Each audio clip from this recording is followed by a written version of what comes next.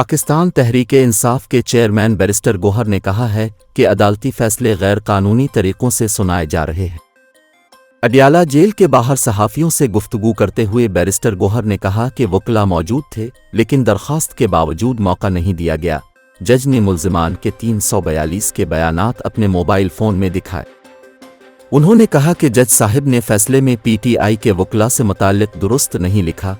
PTI वकील हर वक्त अदालत में मौजूद होते हैं और हर तारीख पर पेश होते हैं, उन्हें मौका नहीं दिया जा रहा। बैरिस्टर गौहर का कहना था कि अदालती फैसले गैर कानूनी तरीकों से सुनाए जा रहे हैं। जो वकील दिए गए उनके पास कुछ नहीं था, वो वकील हमारे खिलाफ पेश होते रहे और प्रोसिक्यूशन की टीम का हिस्सा थे।